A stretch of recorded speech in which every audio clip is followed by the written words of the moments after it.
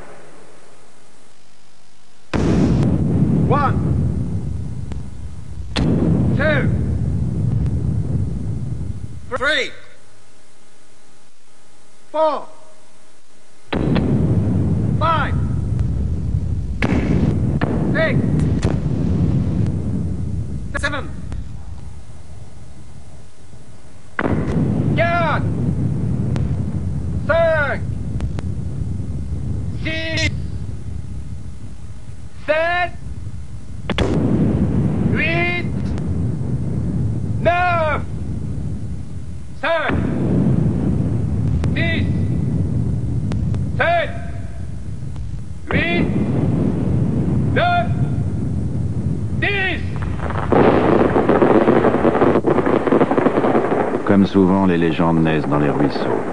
Ceux des bas-fonds de Détroit, par exemple, né en 1921 le petit Walker Smith, dernier d'une famille de 3 enfants. Une peau noire, un père porté sur la bouteille et une mère qui croit en Dieu. C'est souvent le lot des enfants pauvres d'Amérique. En 1932, chassée par la Grande Dépression et sa cohorte de chômeurs, la mère du petit Walker part pour New York et s'installe avec ses enfants à Harlem, un endroit où il fait bon savoir se servir de ses poings. Tour à tour cireur de chaussures, laveur de carreaux, vendeur de journaux, le jeune Walker Smith sait aussi se servir de ses jambes et se transformer à l'occasion en danseur de rue, histoire de gagner quelques scènes supplémentaires. Comme tous ses frères, le jeune Smith aime le jazz, cette musique des Noirs en passe de conquérir le monde. Pas étonnant qu'à 15 ans, il rêve de devenir un nouveau Bill Robinson, danseur de claquettes de légende et star hollywoodienne toujours prête à décoller vers le firmament.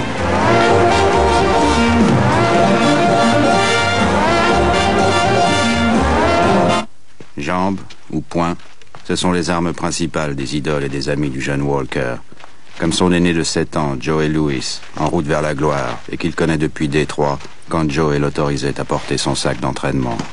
La boxe a cet avantage sur la musique, son apprentissage ne coûte pas grand-chose. Un jour, le jeune poids-mouche Walker Smith, pour remplacer au pied levé un de ses équipiers, doit emprunter la licence d'un certain Ray Robinson. Tout le monde remarque les qualités pugilistiques de ce jeune boxeur au visage si doux, doux comme du sucre, renchérit son entraîneur. Walker Smith a perdu son nom, mais gagné un surnom. Désormais, pour tous, il sera Sugar Ray Robinson.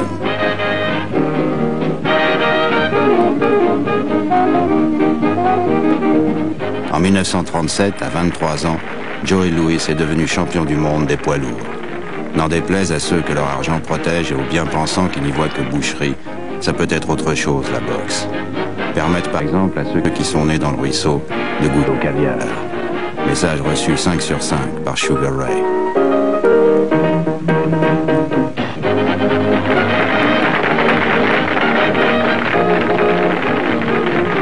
En 1939, Joey Louis, toujours disponible, arbitre une des finales des championnats amateurs des États-Unis. Pour une fois, ce n'est pas le champion des poids lourds qui attire l'attention, mais la finale des poids plumes, où une grande araignée en short blanc affronte Louis Valentine.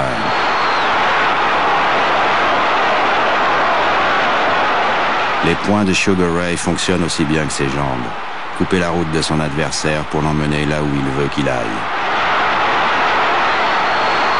Et l'amener là où il veut qu'il reste. Tout cela, il l'a appris de l'entraîneur du grand Joey. Un an plus tard, le poids plume est devenu plus léger, et la rapidité de ses combinaisons des 2 mains continue de faire des ravages.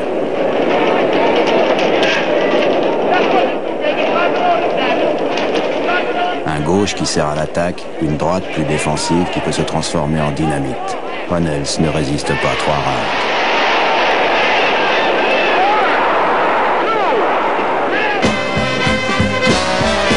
En 1940, le boxeur amateur le plus populaire des États-Unis passe professionnel et peut enfin fréquenter les mêmes lieux que le grand Joey pour y livrer un combat d'un autre genre, la conquête d'une jeune danseuse de revue.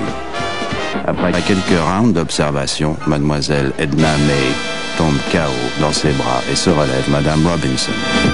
Sugar Ray fait aussi des ravages dans la catégorie des poids welter.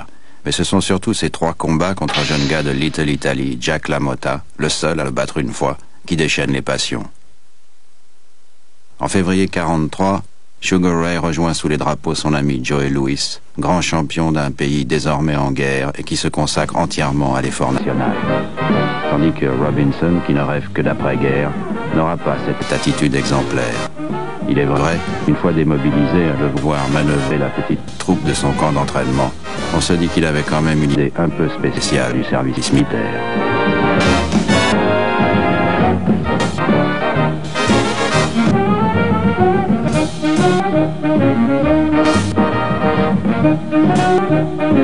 Début 1946, malgré 60 victoires en 61 combats, Sugar Ray demeure un roi sans couronne.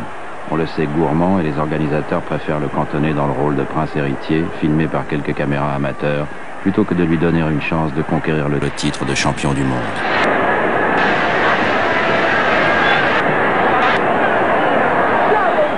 Certains pensent que pour foudroyer un adversaire, il faut d'abord viser le menton ou le plexus. Mais Sugar Ray connaît bien son anatomie. Il sait qu'en frappant Tony Richo à la tempe, au corps et au foie, il amène son adversaire à point avant qu'un crochet gauche ne lui fasse faire connaissance avec les planches.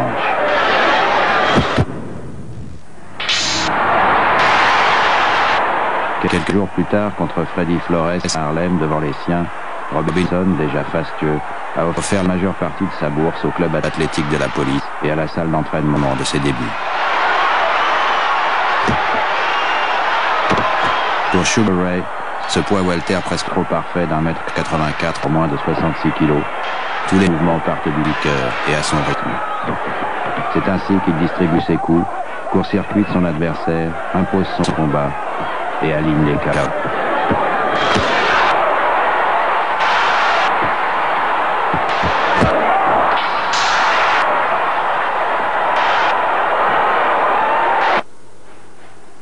Bientôt Noël 46, et déjà 6 années sans avoir eu le droit de disputer le titre mondial. De l'argent, mais pas les honneurs. On lui donne enfin sa chance contre Tommy Bell, mais son entraînement laisse plutôt à désirer. Il lui faut 15 rounds pour venir à bout de son adversaire.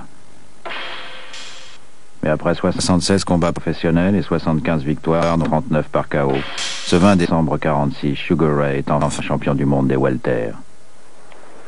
Avec la gloire pour l'ex-enfant des bas-fonds de Détroit, il y a surtout le plaisir de s'en être sorti. Et si lui a pu le faire, c'est que l'espoir est aussi permis à tous ses frères de couleur qui, dans ces années d'après-guerre, veulent croire au bonheur. Mais la boxe a une particularité. Ses bains de jouvence se confondent parfois avec les eaux du Styx. En juin 1947, Sugar Ray remet son titre en jeu contre Jimmy Doyle, un brave type fragilisé par le précédent combat. Ray ne le sait pas. Au 8e round, Jimmy ne se relève pas et ne se relèvera plus.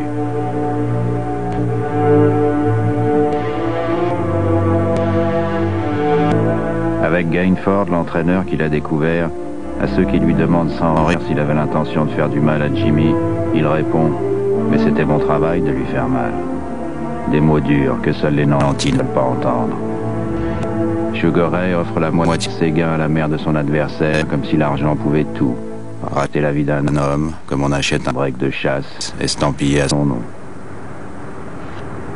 Doyle avait donné sa peau pour un titre et son or. Un autre perd son honneur. C'est ainsi que LaMotta se laisse battre par un certain Billy Fox, afin de complaire à la mafia qui fait main basse sur les gains juteux des paris. En effet, plus que les welters, c'est la catégorie supérieure des poids moyens qui intéresse la pègre. Ces machines à répandre du sang qui déplacent la foule et les caméras. Comme Tony Zale qui en 1948 abat dans un combat qui tient plus de la guerre que du noblard, Rocky Graziano, un homme aux amitiés douteuses. Quelques mois plus tard, c'est au tour de Zale de s'écrouler sous les coups de hache du français Marcel Cerdan.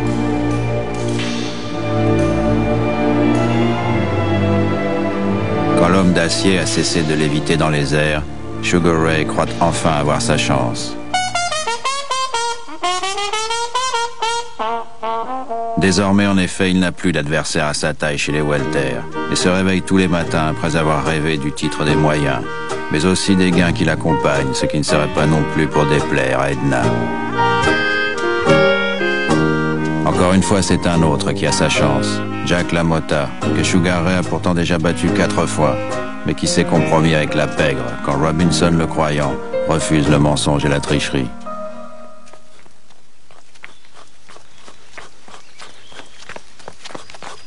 Dans ces années d'après-guerre, la mafia touche les dividendes de son aide aux Alliés pendant le conflit. Mieux vaut s'entendre avec elle si l'on veut se battre contre autre chose que les sapins de son camp d'entraînement. Ainsi, la puissante International Boxing Club et ses parrains lui demandent une exclusivité sur tous ses combats à venir, ce que bien sûr le divin danseur, sûr de sa valeur, refuse.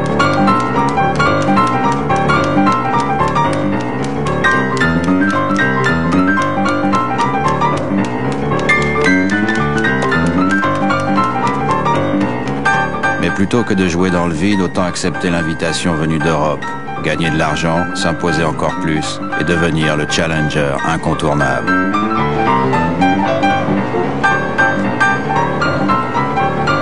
Les GIs avaient débarqué en Normandie, Sucre Robinson et sa cour à Méristo Claridge à l'automne 1950, avec un nain recueilli dans une boîte parisienne comme bouffon, et cette classe des Blacks de Harlem qui confirme les titis dans l'idée que l'Amérique est bien le pays de cocagne qui inventa le plan Marshall, le jazz, le bebop et pourquoi pas aussi le cachemire.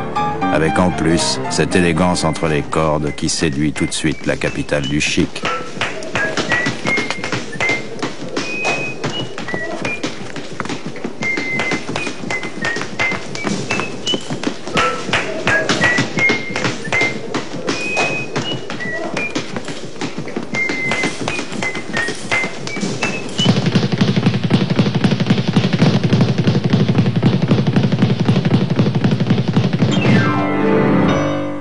S'il sait chanter sous la pluie, son premier adversaire sait aussi se tenir debout sur une route.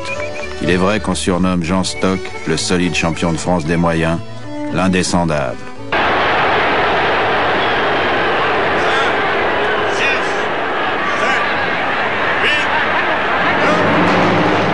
Finir rapidement ses adversaires, c'est un principe pour Robinson lors de cette tournée française destinée à se rappeler aux bons souvenirs de l'Amérique.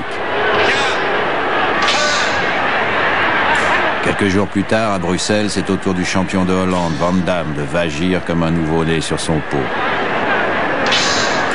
Le 16 décembre 50, c'est à Jean Valzac, agenouillé sur un ring genevois, de porter sa croix. En général, quand Sucre Robinson avance, son adversaire recule. Mais quand Sucre Robinson s'arrête, le Français Robert Villemain recule toujours.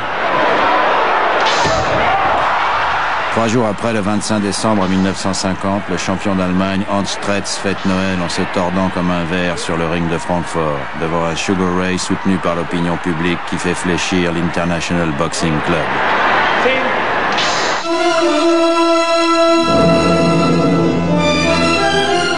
De retour aux USA, Sugar Ray peut enfin affronter Jack LaMotta, dit le taureau du Bronx. Un homme qui aime tellement sa ceinture de champion du monde qu'il la garde toujours sur lui. Même au lit.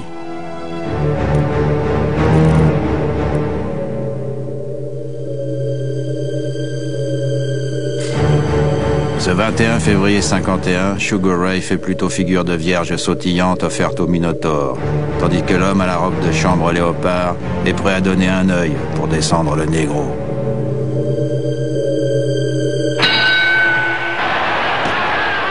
Dès le début du match, Robinson essaie de tenir à distance à petits coups de jab, un fauve encore frais qui se met tout de suite à charger sous la cape.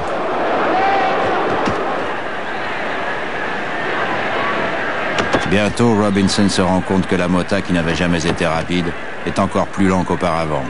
Et quand Sugar Ray accélère, ce n'est plus un taureau qui charge, mais un bœuf qui recule.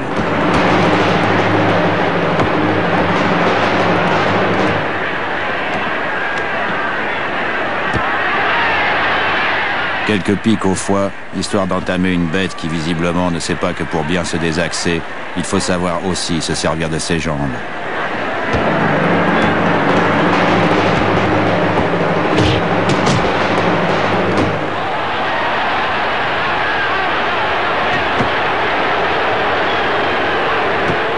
Maintenant, Sugar Ray peut entamer sa petite sarabande rythmée par quelques crochets gauches à la face de la Mota qui a du mal à se faire à cette danse. Surtout lorsque Sugar Ray se met à combiner ses gauches avec quelques crochets droits à la mâchoire qui fusent comme des éclairs.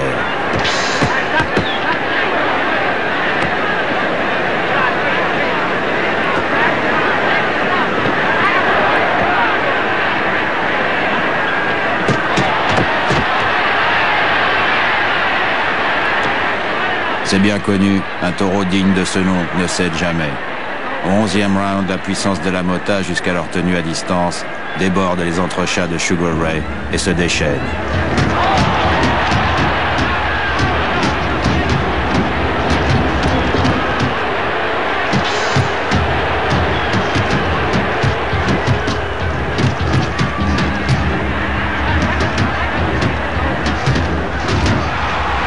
Mais on a beau être taureau, une fois passé l'orage qu'il a déclenché, la Mota se retrouve fort dépourvue et imprécis. Une dernière passe de Muleta et tout est prêt pour la mise à mort. Le mufle de la bête devient un punching ball.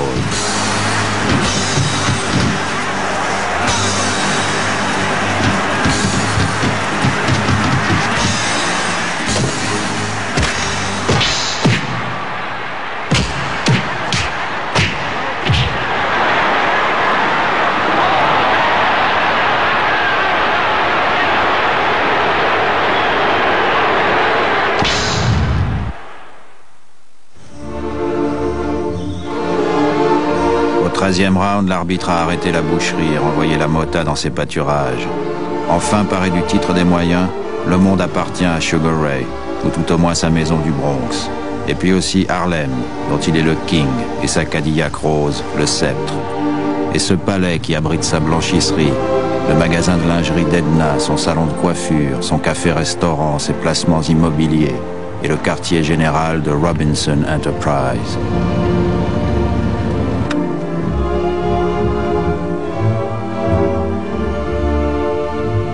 Mais ce qui compte aux yeux de l'Amérique, c'est que le manager est noir. Certes, il a des jambes, des poings, et fait un peu son cinéma, éternels attributs de ses frères de couleur, mais comme tout blanc qui se respecte, il a aussi une tête qui pèse 300 000 $. Sugar Ray devient le symbole du rêve américain qui veut croire qu'il suffit de se battre pour réussir. Sucre Robinson avait promis qu'il reviendrait en France une fois le titre conquis, et il tient toujours ses promesses, ne serait-ce que pour s'essayer au green parisien. À Paris, dont le vengeur de Cerdan est devenu la coqueluche, elles sont nombreuses, les rombières emperlousées, à venir admirer Monsieur Box. Monsieur l'ambassadeur, plutôt. C'est cela aussi un champion, un messager entre nouveau et vieux monde.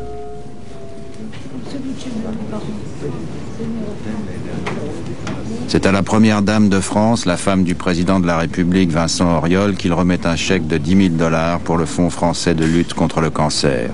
Et quand quelqu'un comme Sugar Ray joue de son charme, difficile de rester de marbre.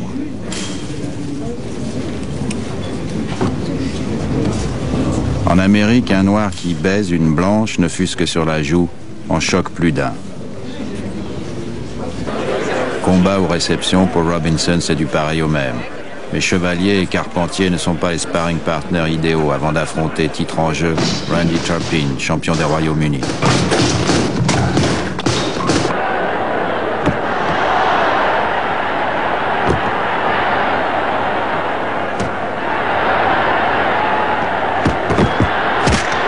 Ce 10 juillet 51 à Londres, dès le début du match, Sugar Ray débordé a du mal à contenir son adversaire. Il est vrai que l'autre est bâti comme une enclume et qu'il faudrait un hectomètre pour mesurer son tour de poitrail. Et puis Turpin, ancien cuisinier dans la Royal Navy qui a un peu trop tendance à confondre boxe et bagarre entre bidasses, ne convient guère à un prince de l'esquive.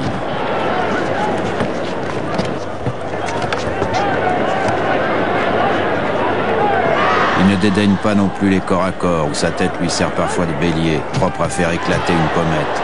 D'autant plus que ce jour-là, Sugar Ray aurait plutôt eu besoin d'un oreiller, histoire de récupérer de ses nuits blanches parisiennes.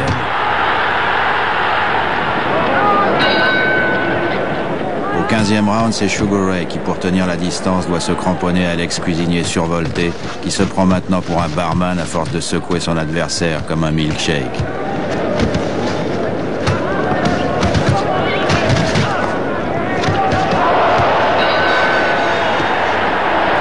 Ce 10 juillet 51, Sugar Ray, pour la première fois, est dépossédé de son titre de champion du monde.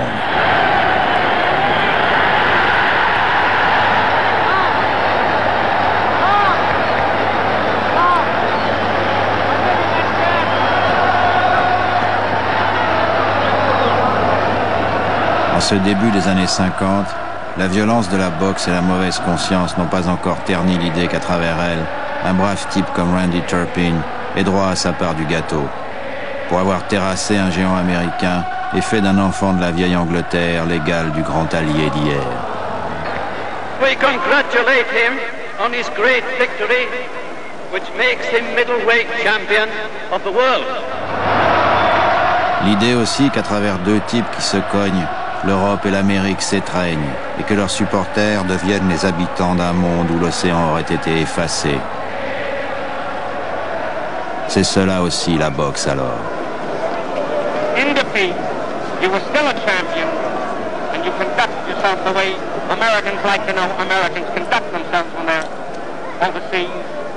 When you said, you were a better man than I am, or than I was tonight.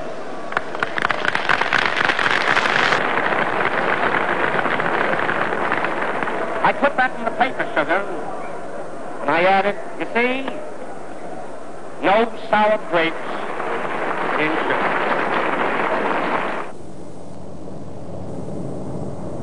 La réception du nouveau maire de New York, Bill O'Dwyer, sera sa seule sortie. Plus question comme à Paris de sauterie et de boîte de nuit. L'unique piste de danse qu'il s'autorise est celle de son centre d'entraînement de Pompton Lake, et s'il saute, c'est à la corde.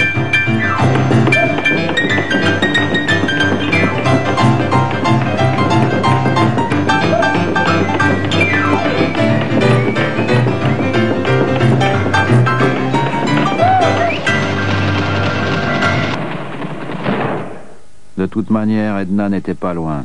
Sugar Ray a bien fait de se tenir à carreau. Le jour du match retour, ils sont 60 000 spectateurs, dont l'ami d'enfance Joey Louis a avoir laissé plus de 700 000 $ au guichet. Toute l'Amérique est venue soutenir Sugar Ray. Gene Tunney, grand champion d'avant-guerre, et un autre poids lourd, le général MacArthur, toujours présent quand le sort du pays est en jeu. Ray Robinson!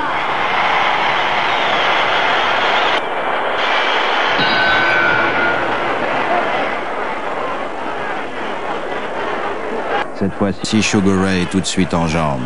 Quant à Turpin, qui ratisse dans le vide, il a du mal à reconnaître son adversaire.